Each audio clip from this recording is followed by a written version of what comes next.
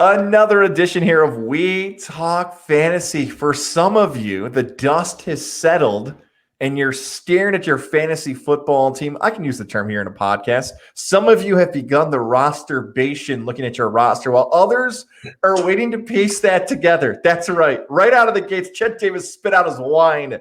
This is We Talk Fantasy. Dobbins and ETN, for some of you, that name has lit up.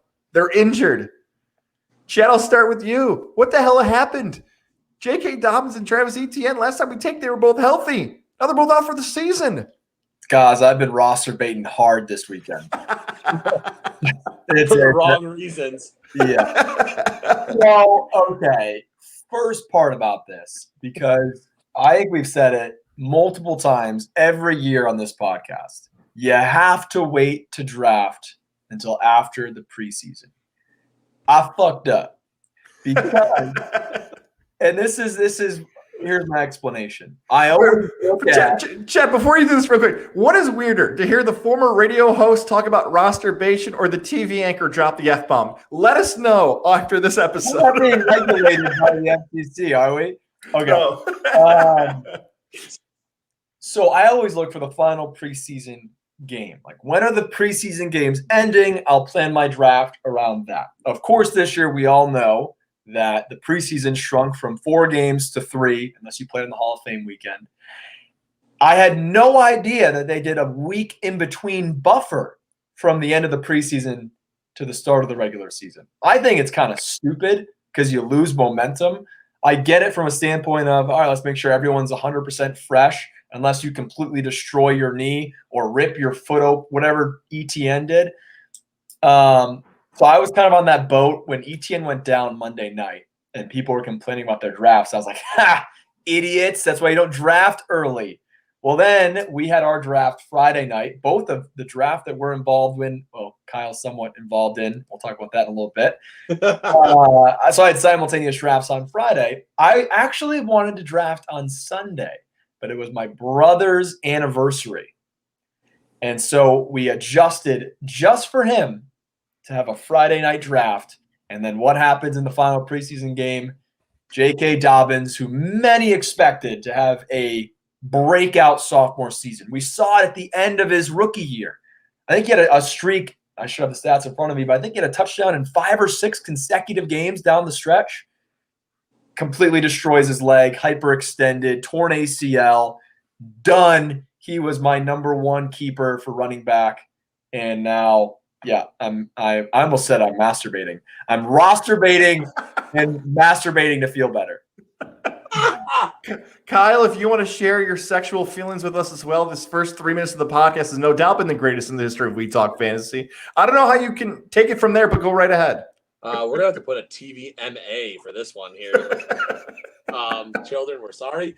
But I think I was roster baiting for the positive in my one draft because I had a very, very good draft from what I see going on. But no, from the Dobbins and ETN news, ETN really helped me because in my most recent draft, I got Robinson in the second. And obviously the impacts of ETN down is huge for Robinson because he's going to go back.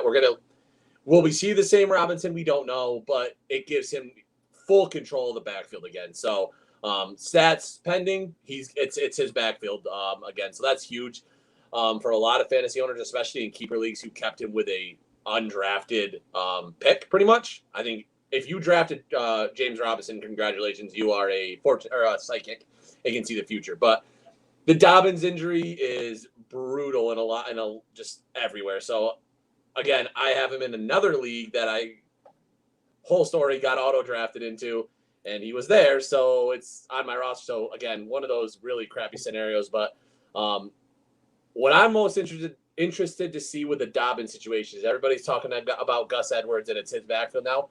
We don't know who's going to be controlling that backfield. They do love Gus. He got a ton of carries last year. But again, it looked like the show was going to J.K. Dobbins this year in the Ravens backfield. So are we going to see a split touches between Gus and somebody else? We don't really know. So it's going to be interesting to pay attention to that situation because a lot of people are obviously adding and jumping on the Gus bus. But I think there's going to be some surprises at how many touches that Ravens backfield is going to start seeing. And then you also got to look at, did Lamar's value just go back up a lot more because of the running game taking a small hit possibly?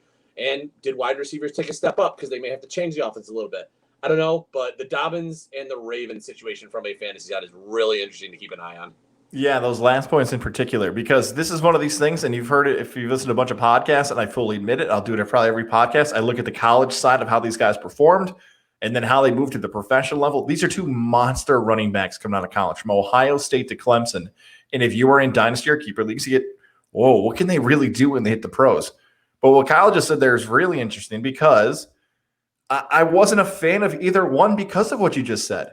When Lamar Jackson gets to the goal line, he has the potential to run or pass or just take off. And as good as a passer as he is, or as underrated as a passer as he is with actually passing touchdowns, he trusts himself more than anybody else in the field. So he wants to put his ball in the hands and take off and make a play. What Urban Meyer was doing with Travis Etienne scared me, because he's putting him at wide receiver, and then is he going to have him in the read option, but he doesn't have an athletic quarterback that he's used to in college? Like, Trevor Lawrence is an athlete, but he's not like Braxton Miller or JT Barrett or anybody like that in the past. So I had a lot of question marks of, do I take Dobbins in the second? Do I take ETN in the fifth? Where these guys were going, I just kind of think, made those noises because I'm like, I didn't know. So look, I feel bad that both guys have gotten injured, but there was really question marks for me of what I was truly going to get out of both guys in 2021. I was definitely higher on Dobbins. ETN, I was kind of envisioning what the Browns did last year, where Robinson is Nick Chubb, Kareem Hunt is Travis Etienne, where we could see them on the field at the same time. Maybe Etienne spells Robinson for certain drives, but you'd see him much more in the passing game, and which is good in certain formats. If you have half-point PPR, full point, I think he would have been a stud. Maybe not so much in standard scoring, but now, like Kyle said, there's not a lot of competition, and you have to figure that the offense is going to be better this year. They added, obviously, everyone thinks is the number one quarterback prospect, maybe the best quarterback prospect we've seen in a decade. And then they also added, and I missed this, Marvin Jones, which a very underrated, not so great in fantasy and consistency, but in terms of being an actual NFL player, pretty solid guy as well. So that offense should be able to move the ball better, more scoring opportunities for James Robinson. Marvin Jones, my second favorite Jones brother. Malachi Jones, of course, number one on that list for me. What about TJ Jones, Malachi's brother, who actually played with Marvin Jones? Third. And then Teresa from the Real World, The Challenge, she's up there. I don't know if she counts as a brother. What about Chandler? That's impressive. This is going real impressive here. There's another one who plays for the Orioles. I think it's Jay Jones that goes by. Yeah, Jemai is his friend. Yeah. Jemai Jones. What about that guy out of East Carolina, Zay? One of my favorite athletes I've ever interviewed, Zay Jones. I wish he would have played better because he was a fantastic interview. Since you just brought up Zay Jones, I have a random guy that I follow who covers the Raiders, and they were talking about like final projections for the rosters. Do you know who's like the number 5 receiver for the Raiders right now? I meant to look it up because maybe he's injured. Zay Jones. No, he's like 4. Oh, okay. I know it's not John Brown because he's on the verge of getting cut. Yeah, he's listed as number 5. Yeah, he's about to get cut. He's behind the white dude out of Clemson. What's his name? Renfro? Renfro.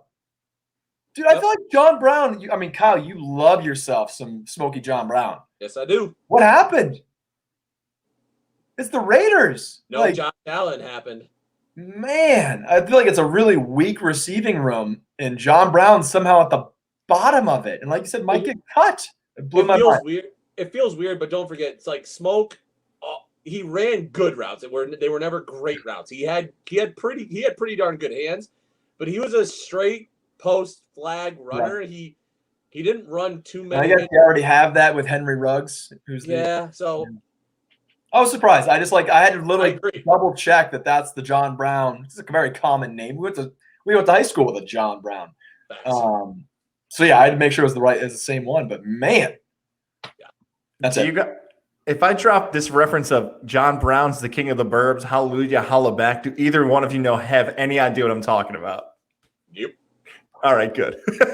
All right, that's fine. Few people know that reference, and if somebody just got that reference, that's good enough. I'm thinking it's an old MTV VH1 show. Anyways, we mentioned like the keeper leagues and these injuries and these young athletes making plays and trying to figure out exactly. I believe it was in our mass text in our Twitter DMs.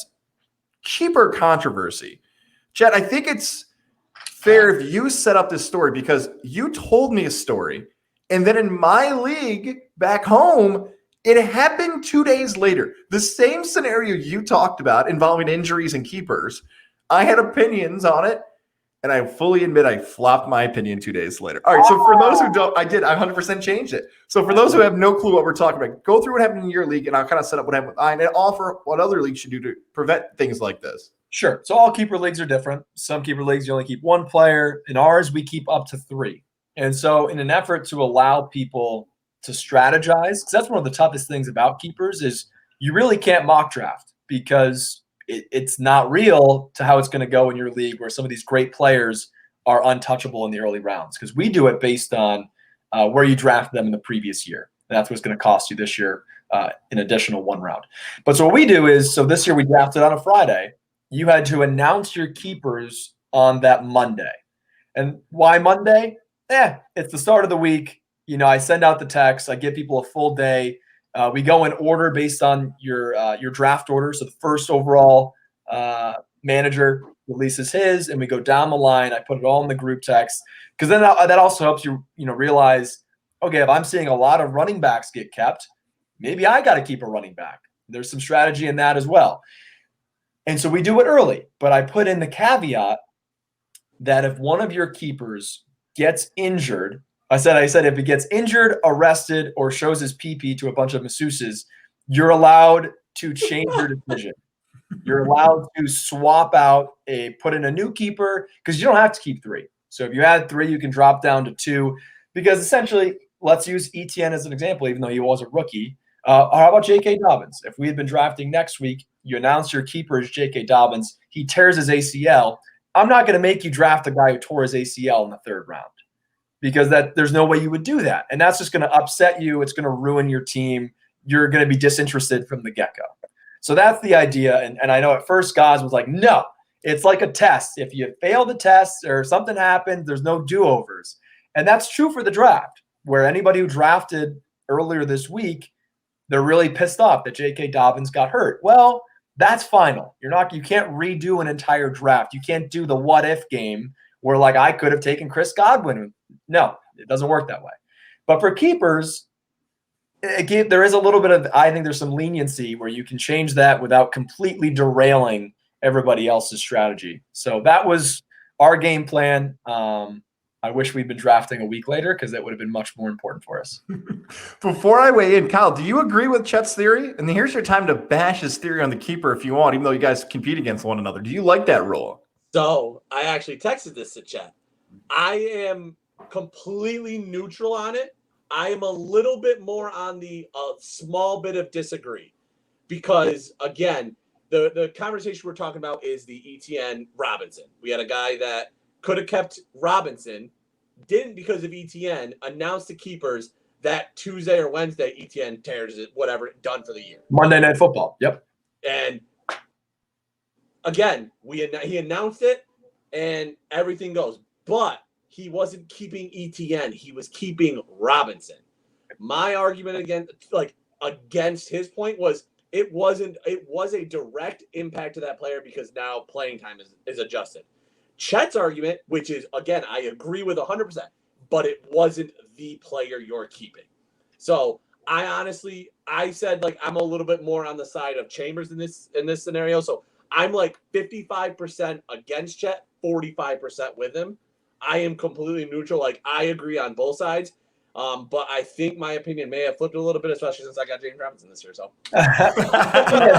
so like Kyle's saying, the reason I went with if it's a direct impact or directly to your player, it's cut and dry. Like if that player is hurt, suspended, it's obvious. It could get subjective of which injuries are more impactful than others. Obviously, we all know the Robinson ETN, we can clearly see how that's going to change things. But let's say not Patrick Ramsey, Why can't I think of his first name? Jalen Ramsey. Jalen Ramsey tears his ACL, and now you're like, oh my gosh, DK Metcalf's gonna have a much easier matchup 2 games. You know what I mean? Like, with injuries change, and then it becomes again a subjective choice as opposed to nope. If it's not your guy, sorry, you made your choice. You should have kept Robinson anyway. Yeah. See, here's why I've completely flopped. And like you said, Kyle, you felt neutral. Chet laid it out really well there. What happened for me was like there's these arbitrary things in fantasy football. Now I know like I don't like arbitrary things in fantasy football. Is a very oxymoronic thing to say because that's almost what fantasy football is based on. The randomness, the wildness of this whole thing makes it so much fun and entertaining. But what you just said there, Chet, was about your guys' keeper deadline is Monday for a draft that's on Friday. The leagues I've played in the longest back in Syracuse, our keeper deadline is a week before the draft. And we like to do that so you can set the draft boards up. You can kind of, as we do mock drafts, you try to figure out who's taking who and what. Adds a lot of fun flair to everything. Yep. But then I realized in similar fashion to leagues that offer bonuses, whether it be 2, 3, 4, 5 points for 100-yard games or 400-yard passing, those bonuses are too arbitrary to the overall numbers and scoring. And so are the days out in which your keepers do. Because you easily could just have your keeper do 5 hours before the draft. Or, hey, you walk into the draft and say, my keeper is this. There's really no rhyme or reason as to when or why your keeper should be announced. Now, what happened this year is, I don't know if guys are getting older or they all got new cell phones or they just forgot, but we had 2 guys forget to post their keepers. Just didn't do it. For the first time in over like close to 20 years of doing this. Yeah, 10. And my guy Dixon loves what you just did there because my buddy Dixon did the whole gladiator post that the commissioner should put the thumbs down. But one of the guy's concerns was that he said, look, I got Dak Prescott. I don't know what Dak Prescott's going to be. I wanted to wait till the absolute last moment to figure out. So here's what I flipped. Chad, it was similar to your test thing you just referenced back to me. It's right. The test didn't start yet. The test is the season. The test is arguably maybe the draft. If you want to say that's the test, great. But like nothing has actually happened yet that a manager should be harmed for his team going forward because he hasn't done anything wrong yet. If you drafted an injured player, that's on you. If you drafted a guy who's suspended, that's on you. You have not done anything wrong yet you can't fix before a draft starts. So that's why I flipped on it. But I do believe this. In your guys' case with J.K. Dobbins, in our case with the guy forgetting to post the keeper, there should be some type of penalty. And this is what we decided on. Maybe we'll change. If you miss your keeper deadline or you had an injured guy and you want to switch, we've decided they can't play week 1 because you have an unfair advantage over other managers in the league. Hey, why can't a manager switch their keeper 2 days before the draft or a day before the draft? Because you're using, I guess, a loophole. Something should even out. So that's what the decision we made. If you're not going to announce your keeper on time, whoever you decide to keep, you can't play week 1. Don't know if that's the right way to do it, but that's what we decided on. I like that. The only other thing, do you guys do the keeper the same way that we do, where it costs you based on previous draft, or is it keepers are all just at the front of the draft? Yep. So let's say, for instance, I don't know, AJ Brown.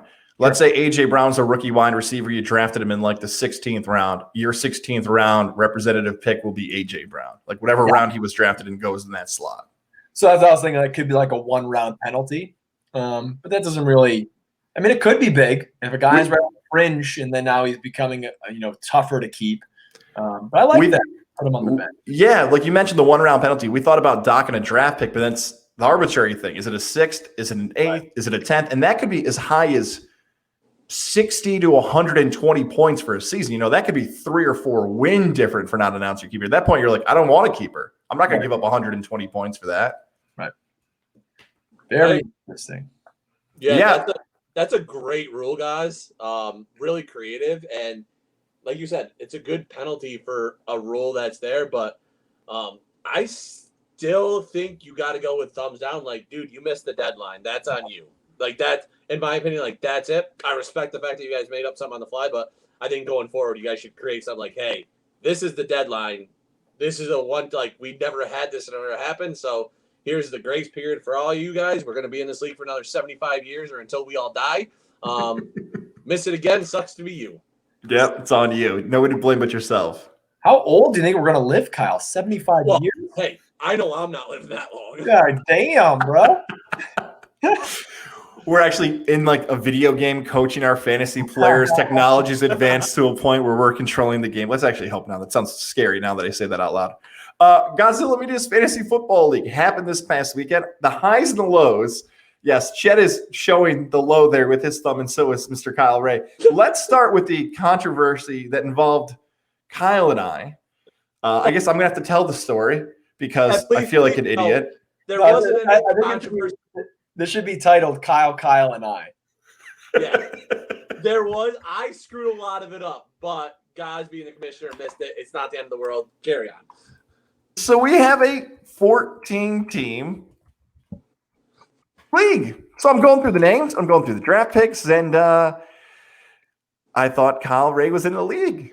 And it said Kyle right there, and one of the league's members' names is Kyle Rigney. But he never goes by Kyle. I actually barely remember his name is Kyle because it's the Trav and Rigney show. And there's their first cross-promotion reference here on We Talk Fantasy. So I just assumed old Ray had signed up. So Matt Woods from the Over the Bar podcast, I was looking for one more person. And even in my head thinking back, I'm like, how did Woods get in this league? He's had a podcast for like 2 weeks. I'm pretty sure there's no way this math is adding up. But I'm sure enough, I'm like, no, it's just Kyle. Like he's in the – so – unfortunately, you, as 1/3 of the hosts here on We Talk Fantasy, are not technically in the actual fantasy football league because you've owned it. You forgot to hit sign up. So what happened was when God posted, was I went through and did all the processes that I thought it was. So I clicked on the link, went through, signed in. But that's all it did, boys and girls. It just signed me into Yahoo versus saying, you've joined the league. Which I found out later when I literally just did another Yahoo draft. It was, hey, you need to sign in, and then you need to keep going to say, hey, you got to sign up for the league. So I do own that part. That one's on me from that standpoint. But yeah, bittersweet. I'm a little bitter about it, but I'll get over it.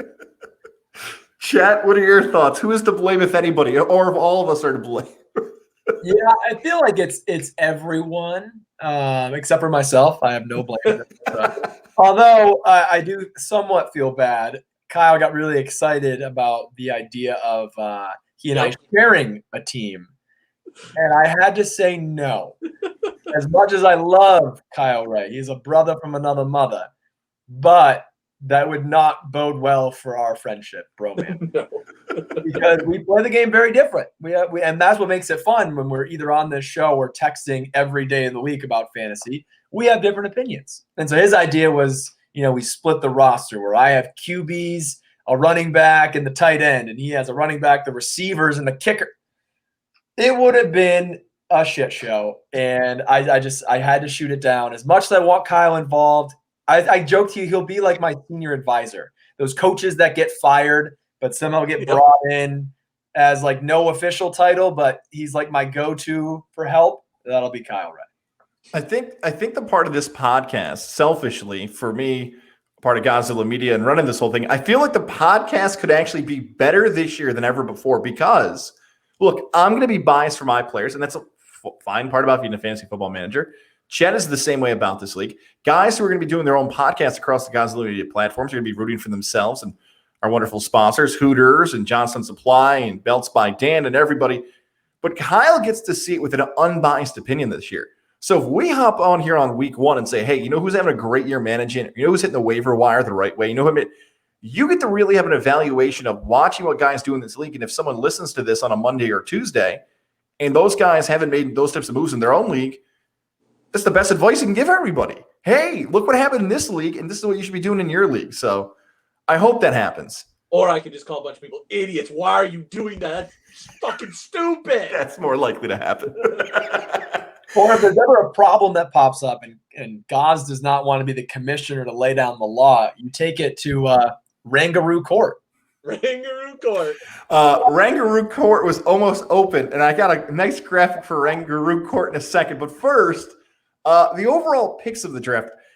Anything that jumped out to you guys? I guess I'll start at the top. Go ahead. I think Derrick Henry too, right? Derrick Henry too is the first surprise? Immediately. So I was fortunate enough to get pick number 4, thanks to a lovely Hooters girl. And I had already, that's an easy spot for you to map out. If you're in the late first round, there's plenty of curveballs that can be thrown, and the guys you think might be there might not be. At 4, there's only 3 picks ahead of you got to worry about, and so I'm looking at it. I'm getting either Derrick Henry or Alvin Kamara, and I was hoping for Kamara because we're in a half-point PPR. Never in my wildest dreams did I think Dalvin Cook would slide to 4 in a half-point PPR draft. Absolutely blown away, ecstatic that he was there. I would say in 98% of leagues, Dalvin Cook was the top 2. If not top 2, top 3. And now, could Derrick Henry have a better season? Sure. It would not be. It's the back-to-back rushing champ. The guy's not a slouch. I just and we've talked about it on our last podcast. If you want to click into the previous episode, I think it was the previous one. Yep. We talked about running backs, and for the last couple years, we've had the conversation at the end of the year being like, why didn't we pick Dalvin Cook number 1?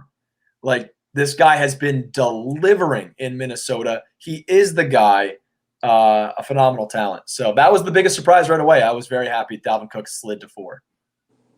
Yeah, when I was sitting there just like watching the draft at Hooters, just watching, I'm like, oh, okay, Chris CMC, Henry, okay, interesting. Then Kamara, I go, wait a minute, time out.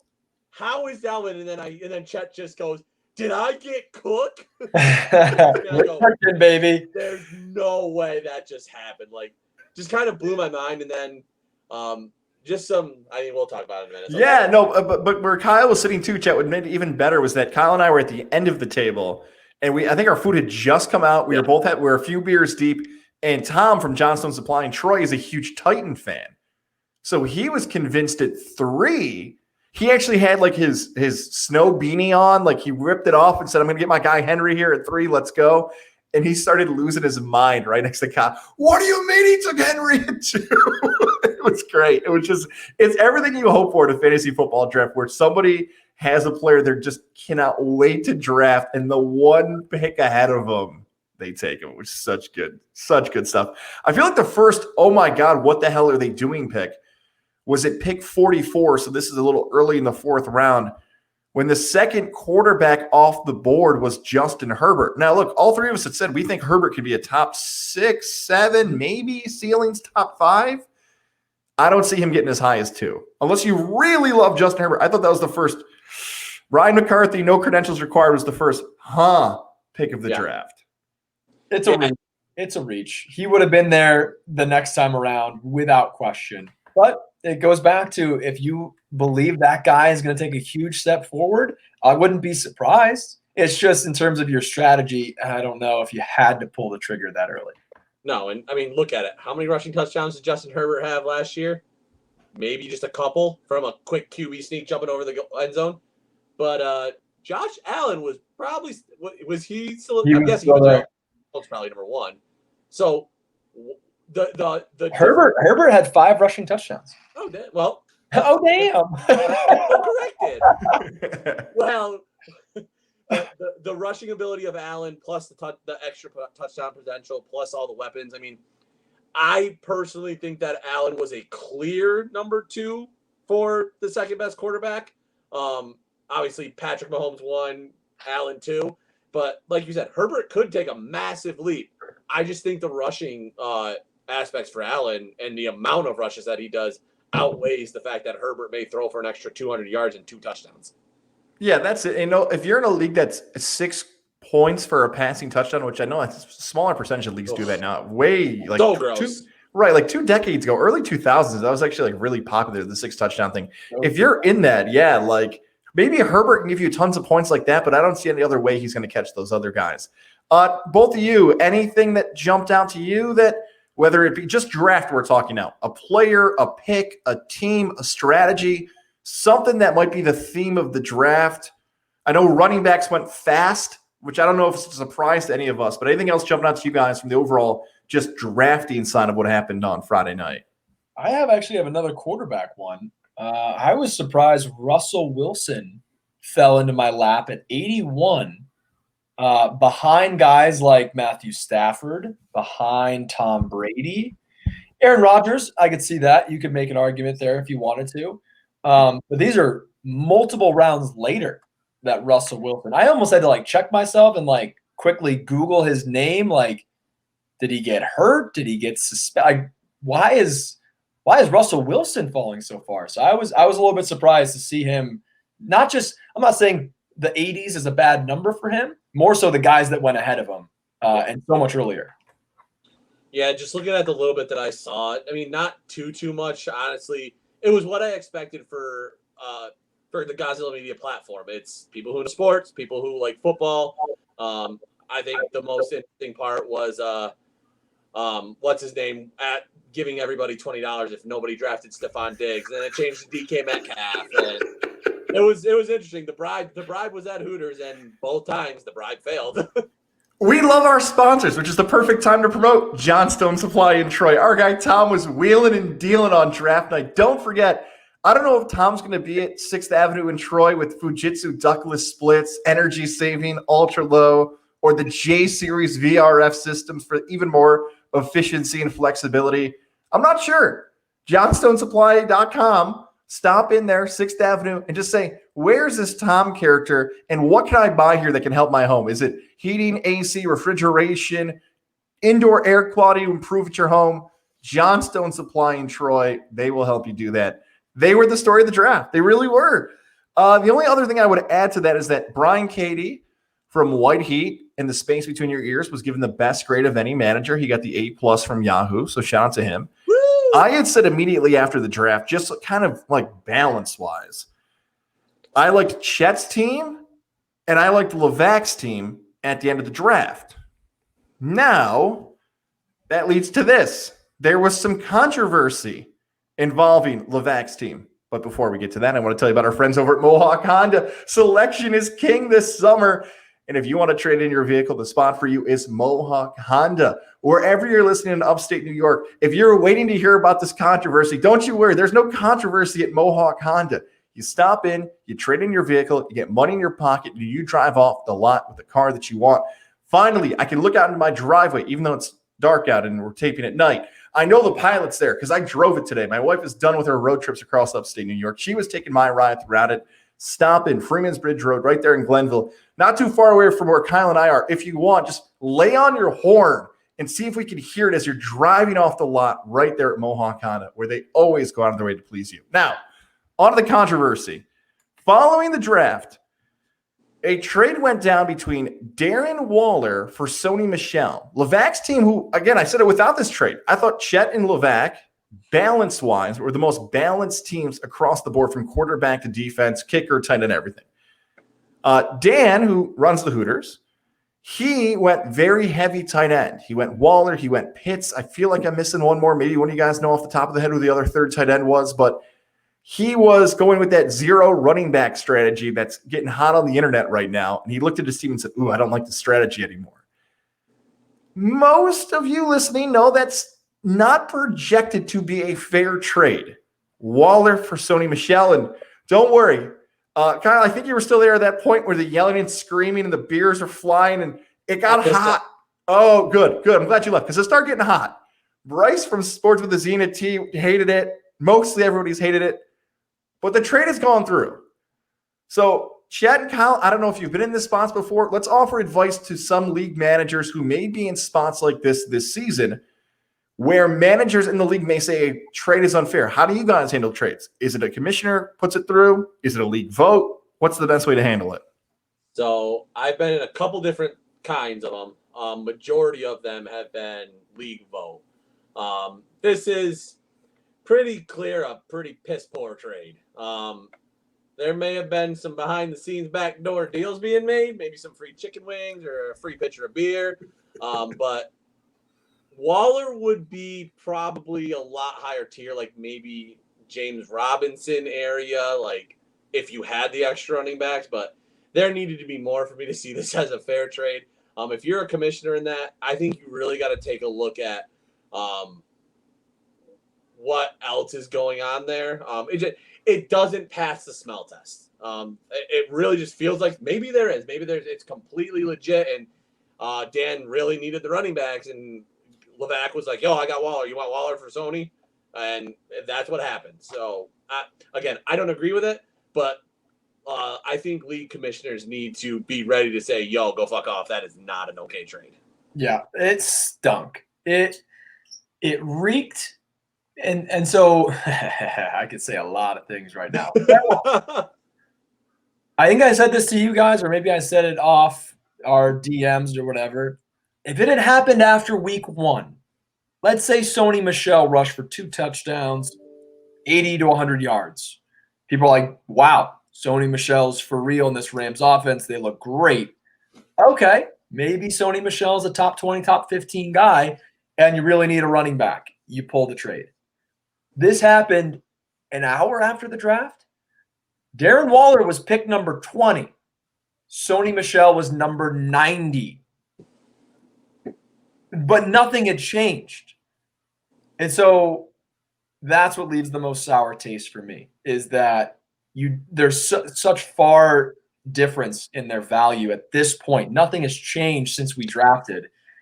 You could have taken Sony Michel so many times, and Guy Gaz kind of said, like, he had the realization, oh my gosh, I need a running back. Okay, so you maybe the beers were flowing at Hooters. I don't know. It sucks for everybody else where we haven't even started yet, and now it feels like there's an unfair advantage where essentially Levac got 2 second-round picks. Before I offer my take on this, I do have to offer up this theory. If it was Pitts instead of Sony Michel, so if he had traded a rookie in Kyle Pitts for Sony Michel, do you think more people would not have gotten outraged about the trade? Yes, because it's a guy who already has Waller. So it could have been a situation, where maybe the strategy was Kyle Pitts is a great talent. I don't want someone else to get him. And I could use that as a trade bait where there are only, 5 good, trustworthy tight ends. And if Pitts is one of those guys, yeah, you could pull this trade where you stole a tight end from someone else, and now let's work a deal after the draft where I get one of your guys. That I would have been okay with it. And I think Levac would have taken that. Pitts for Sony Michel seems much more fair. But when you give up a top 2, top 3 tight end that is going in the top 3 rounds, that's where it's rough for everybody to swallow that one. So my 2 things on this. One, I think I said this that night at Hooters.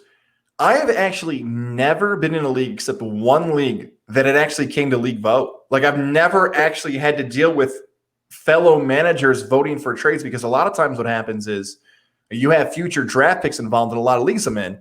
So it's really hard to figure out what's going to be fair with a future draft pick. Usually if we have in-season trades, a team really stinks.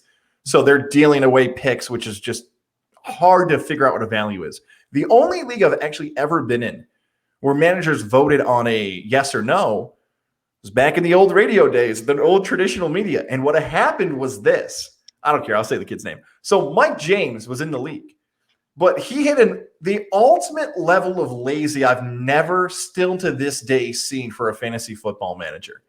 So it was a league that involved cash, but at this point he was no longer working for 104.5, the team. So he really didn't care about the league, and he wanted one of his friends to win the league. So he's trading healthy players for injured players. He's like, I don't care about that league anymore. Hey, I want to help you. And he actually, one of those guys saved the text, and he's like, guys, I'm like, okay, this is just too easy. Obviously we can't put an injured player through a healthy player, you dumbass. And how lazy can you be just not to update your roster? So honestly, that's the only time I've ever dealt with it in any fantasy football league. Now, with that all being said, do I agree that Darren Waller is going to have a monster season over Sony Michel? Absolutely. However, what makes this really difficult for a commissioner, and I talked to Sean Martin from M&M Across the Board podcast, and he offered a very same perspective I did. If your 2 willing trade partners have said yes, it's hard to say no. Like, one person agreed, the other person agreed, and the second part that's tough about this is it's the preseason. Now, let's say Darren Waller, like you said, Chet, week 1. Let's say Darren Waller goes out and has 4 touchdowns and Sony Michel doesn't come off the bench, and it's a straight-up trade. You're like, okay. But what unfortunately could happen is that Darren Waller could go out week 1, tear his ACL, and Sony Michel beats out everybody in the Rams backfield and becomes a top 10 running back. Because of the unpredictability of the preseason, I can't say no to the trade. Like, we all have the projections that Waller's going to destroy Sony Michel. So unfortunately, I pushed it through for some managers who are not happy about it. But I feel like that's the fairest thing to do preseason. Any other time, I probably would have said no. But That's what I decided on. I know it's not going to make everybody happy, but that's the Commissioner God's take I took. It does put you in a tough situation. I completely agree with that. Then you set a precedent, and then it's which fantasy football can be very subjective, especially when it comes down to those decisions of what's right and what rules, and nothing's really set in stone. It's made up as you go, kind of, and every league's different. So I get that, and I respect that, and that's why I didn't give you a ton of shit about it. It's just, honestly, it's more, and I guess it's hard to even be mad at Levac because the guy agreed to it. You're not gonna. You want your team to be better, but now it's gonna be one of those things. If Levac wins, I'm just gonna roll my eyes and be like, "Well, yeah, you got 2 second-round picks that no one else got 2 second-round picks." So whatever. It's like how they like when you're a kid and use like reverse psychology on your siblings, and you're like, if that's how you want to win, if that's how you want to do it, and then it makes you feel bad and you don't cheat. I'm not saying he's cheating, but it's just he already has a leg up on everybody else.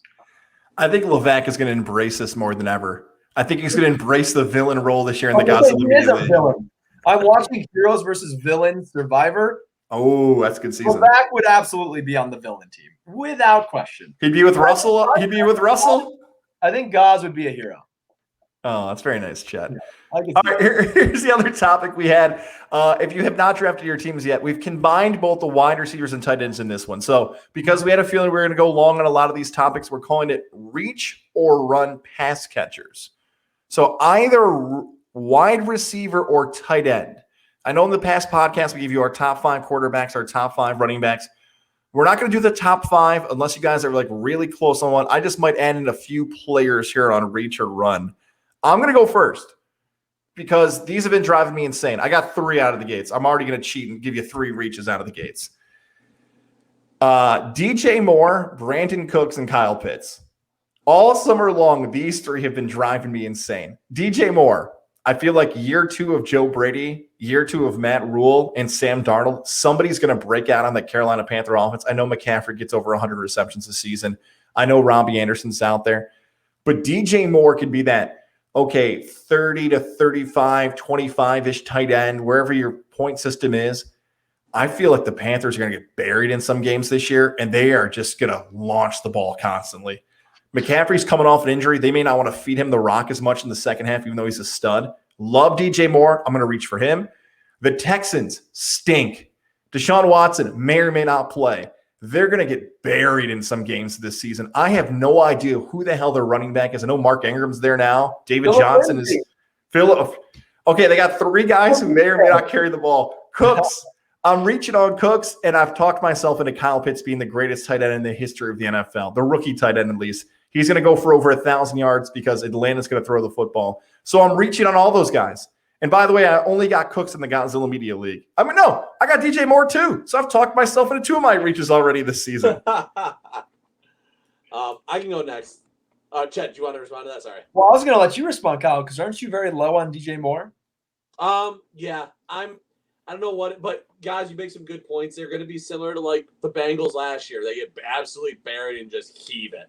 So there might be some upside there. It's just I hate relying on getting buried and just chucking up the ball. It's just never been a strategy of mine because those couple games that they end up being in the game, it ends up being a shit show. So I'm just not a big fan of anything Carolina with the outside exception of Christian McCaffrey. So I'm not going to sit here and say I'm going to run away from him because I don't think he's there yet. I wouldn't reach for him quite as probably aggressive as you're going to go for him. So where is DJ getting drafted? Like a 4th?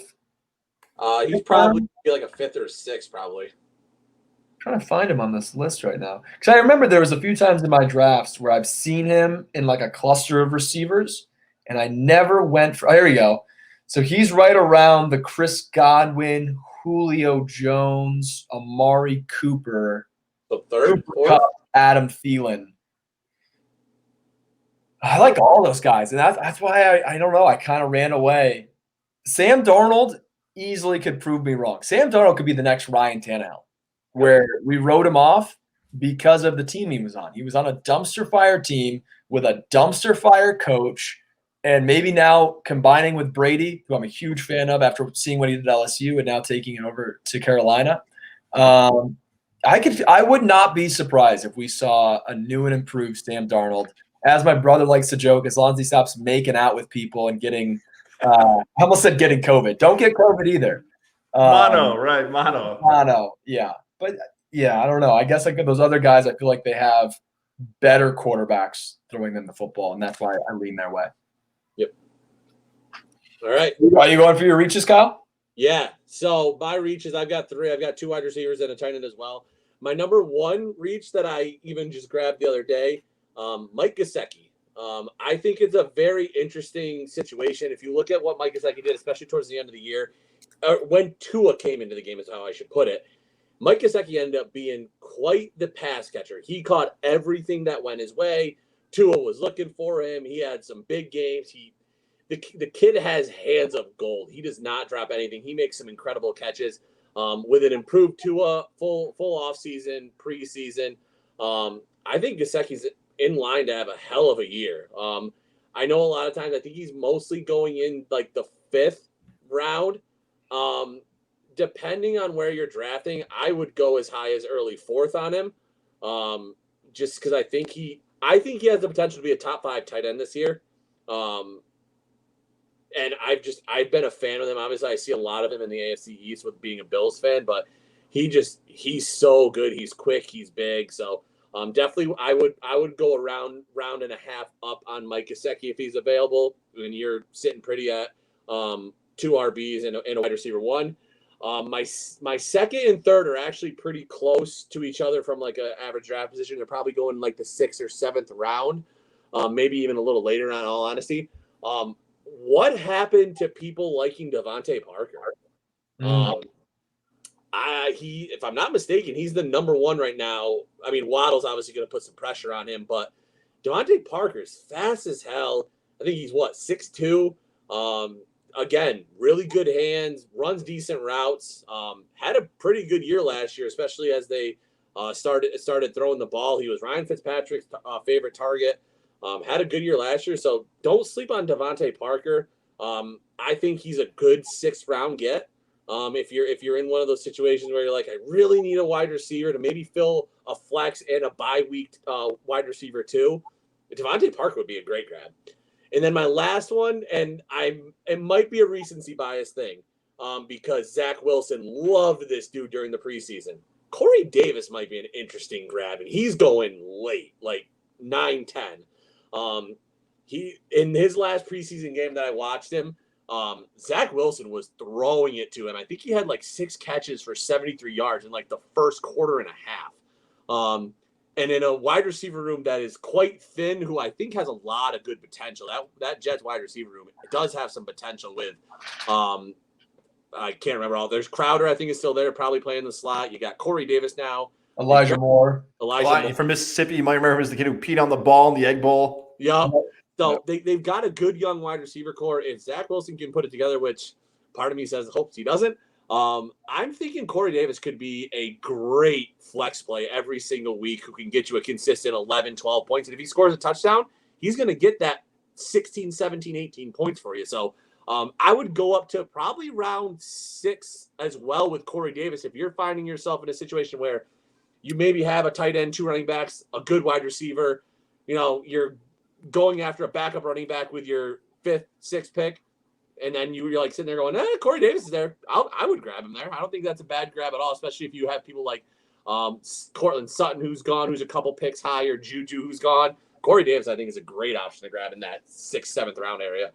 Chet, before you offer yours, that Corey Davis pick, I'm calling him in my mind bye week Corey Davis, bench week Corey Davis, where like you just said, he's going to have these breakout games between like week 5 and 11 where I think you spot on with the stats, like 6 for 16, a touchdown. You're going to get a double-digit game out of, again, a guy who led Western Michigan to a Cotton Bowl bid and is statistically one of the greatest college football Division I wide receivers of all time. So, yeah, that is a nice keep him, break glass when necessary pick for Corey Davis this year. Did he get a Heisman vote from Goz? He did not, but that year it was Corey Davis, John Ross. Oh, my God, I'm going to forget the third one. There were 3 unbelievable wide receivers that year. John Ross, Corey Davis, I'm going to remember the third one in a second, where I thought Davis was the best of the 3. And I believe he went in the top 10. Yeah, that year was stacked. Like number 5 in the draft. He was being compared to Megatron. Really? Yeah. Which didn't really live up to the hype, but is like salvaging his career in a good way. Okay. I had no idea that we were doing 3 reaches. So I You can do 1. We just got too excited about it. I don't want to get showed up by the other guys on the podcast. I'll start. This is kind of in order. So my one that I had written down that I'm really high on, I got him in multiple leagues. Deebo Samuel. I feel like Deebo, the injuries are obviously a concern. He has not been able to stay healthy, has not put together an entire season. But not a lot of competition in San Francisco. Brandon Ayuk, who's a freak, and we saw some great plays from him as a rookie. But then it's Deebo. And we'll see what Garoppolo can do, but I think people are starting to really get high on Trey Lance. This could be a fun offense to watch. There was a game last year when he was back and healthy, where if I'm not mistaken, he had like 10 or 11 catches for 130 yards, I believe against the Rams. That's not a slouchy defense. So, like, he has that ability, and he's currently like wide receiver 33. Like, you're getting him in your like 9th or 10th round. And I would not be surprised that after a few games, he's going to be in your starting lineup. So you're not even risking a lot. You move up 1 round and get him in the 8th or 9th, you're already filling your bench. And that might be one of the strongest bench players that you could get, where, again, he could be in your flex or even wide receiver 2 pretty early. Did you look it up, Kyle? Yeah, so I just looked it up. So he had 11 catches, 11 catches. Wait, I'm reading this wrong. Yes, Jesus. 11 catches on 13 targets for 133 yards, 18.8 points. Followed up by being guarded by Trey White in Buffalo, 9 catches for 73 yards. He didn't have the touchdown with salvage day, but then the following week he got hurt. I was very high on Deebo last year. He just was hurt for 3 games, played 4 games. Hurt 4 games, played 2 in a minute. So I love that one. Right, because if he does get hurt again, it's not going to destroy your team. Like, it's like a bummer. You put him in your IR spot. Hopefully he comes back, and you want to see it before you put him back in your lineup. But the potential, that's where, like, when I'm reaching for guys, I'm looking at it. What's this guy's ceiling? We haven't really seen the ceiling for Deebo Samuel yet, but Goz loves to talk about how great guys were in college. He's one of the best. What we saw him do at Ohio State. So if he can stay healthy, it's a big if, he could be a huge get for your team. Speaking of great college players, maybe the greatest wide receiver in college football history, Devonte Smith. I was high on him. I'm kicking myself because I missed him in one of my drafts, but in 2 other ones, I was able to land Devonte. Again, at where he's going, wide receiver 38, he's going to be on your bench. Like, you're not having to draft him as your wide receiver 2. To get a guy like Devonte Smith, who, again, not a lot of competition in Philadelphia. What is it, Jalen Reagor, who had a really poor rookie season. And then it's Devonte. Like, he's already a starter with a quarterback. If Jalen Hurts stays there and doesn't get traded, the Deshaun Watson rumors, whatever, a guy he already has repertoire with. They played together in college. These guys are boys. And we've seen what Devontae's been able to do. Like, when you're playing in the SEC, you're playing in the NFL. Like, I'm not even like the cornerbacks that he lines up against when he's going against LSU or when he's going against Georgia, those are the guys that he's going to see on Sunday. And nobody could stop the guy for 3 years of one of the best college careers we've ever seen. He could easily be the next, where we're like, Justin Jefferson got drafted late as a rookie, where A.J. Brown got drafted super late. Devontae's a tier above that, where people are expecting a great season, but it could be even better than we think. So, again, you don't have to risk a lot, and Devonte could be a stud. Now for a much more accomplished NFL player. How about OBJ? OBJ was on the board in a lot of my drafts, and I had to check myself of like, why is he still here? I don't like drafting guys that have come off serious injuries, but this is OBJ. Like, if OBJ comes back and is 90% of the Odell that we know, and you're getting him in the 5th, 6th, 7th round, holy cow. That's a guy that was a perennial top 2 round pick. So that's a guy where if you're already feeling good about your core, you've got your starters filled out, and there's OBJ, pull the trigger, because that, again, could be the difference maker of that guy gets into your starting lineup if he gets to return to form. It's funny when you were talking about the Smith comparisons. The one who always jumps out to me is Odell Beckham Jr., a better version where he can get one over the middle and go 60, 70 yards.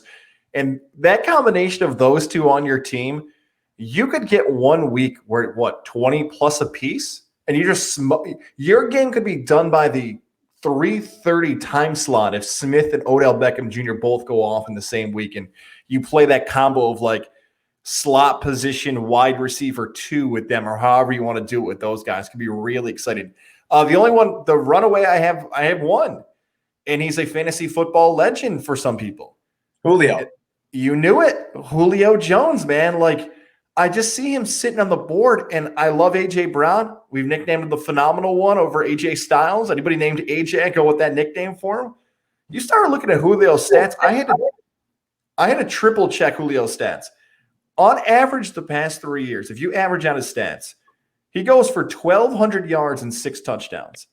If I told you were going to get a player who scores maybe once every 3 weeks for you, and really it's a 13-week regular season, every other week at 80 to 90 yards, okay, you're probably a top 12 to 14 wide receiver, but it's Julio, so we think of him differently. And he's 32, and he's not the number 1 target.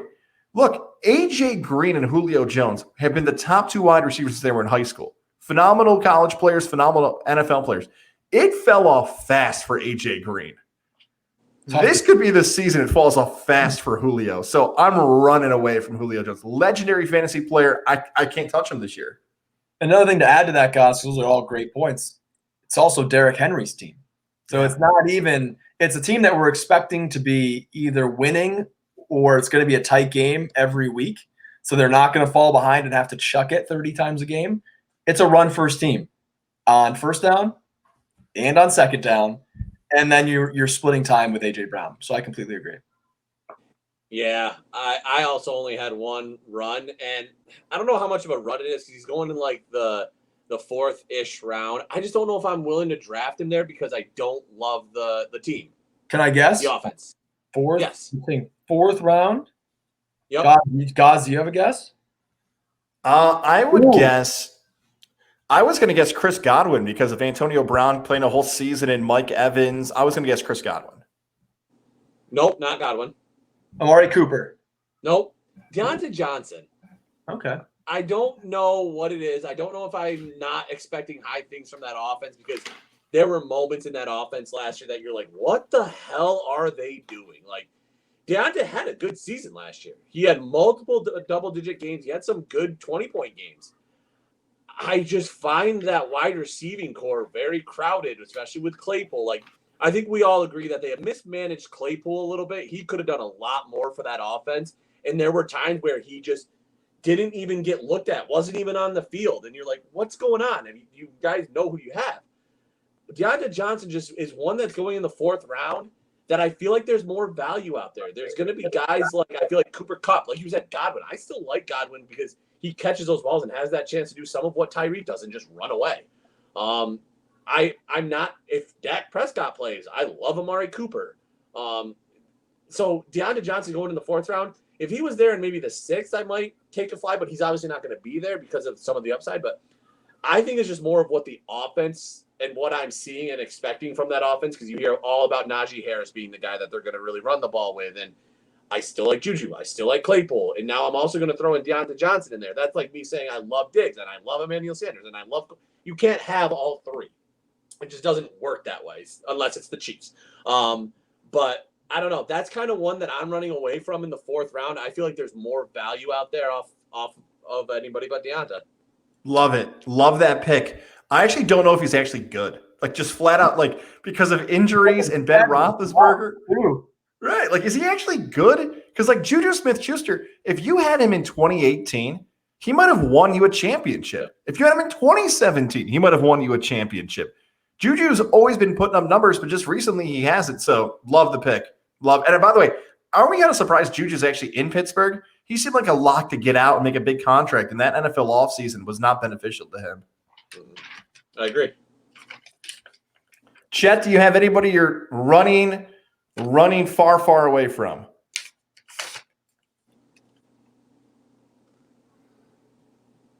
Juju. Wow.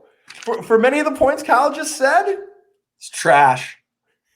You're right, guys. He could have won you a championship in 2018. What did he do to people in 2019? 3 touchdowns the whole year. In lingerie at a Chuck E. Cheese's if you drafted Juju. 2020, just as bad. He likes to frickin' do TikTok dances. Did you see that he just did the crate challenge today? No, did he? He did. Look it up on Twitter. Season starts in 10 fucking days. Ooh, that's a loud one. That was a sharp CK. No, I'm over it. I think he's fun, but fun does not always work in the NFL because he has fun when they're losing, and that's just, I don't know, it rubs me the wrong way. He got exposed when Antonio Brown left, and they wanted him to be the number 1. I view him on that offense at that wide receiving room as the number 3 option. I like Claypool better. I like Deontay Johnson better. So Juju, Kyle made the comment about Deontay. If Deontay's there in the 6th, I don't care if Juju's there in the 11th. I am not drafting Juju Smith-Schuster because I don't think there's any value. He's doing the crate challenge. I think in Crocs, if I'm not mistaken. Oh, no. Take care of your feet. I'm like, the season starts. I like, you look at Patrick Mahomes. He can't even play basketball in his contract. He can't even go swimming in his contract. And Juju's doing the crate challenge on film. It's not even like he's doing it. Who was the guy that wrecked his 4-wheeler? Oh, that was Madison Bumgarner. Yeah. Okay, that you're doing that, in your own privacy of your backyard, and he just likes that. He's a country boy. No, this guy's doing it on social media. Like, what message? Your coaches are going to see that. The GM's going to see that. Like, he's going to get an immediate phone call of Juju, stop climbing a 10-foot tower. We play, and come on, man. So the antics combined with the actual performance is just not there anymore. I don't think the guy's a serviceable, especially where he's being taken. By the way, for those who don't know, Chet Davis, not only a fantasy football passionate manager, also a Pittsburgh Steelers fan. I am a Steelers fan. So doubles down on his despising of Juju Smith-Schuster. Guys, we've had it all this episode. We've had controversy. We've had fun. We've had some swears. As my mom likes to call it, swear bugs have crawled into this podcast. This was one of my favorite episodes we've ever done. I think the next time we all connect, like our coaches used to say in high school, is game week.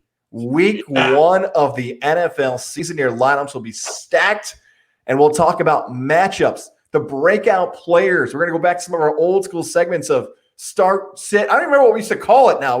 Can we call them mirages? I don't even know if we can call mirages legally anymore. We have to figure out a new name potentially for our in-season matchups and everything else. So I'm excited for next week. This was an awesome episode, and get ready for game week next week. Enjoy your rosterbations, boys and girls.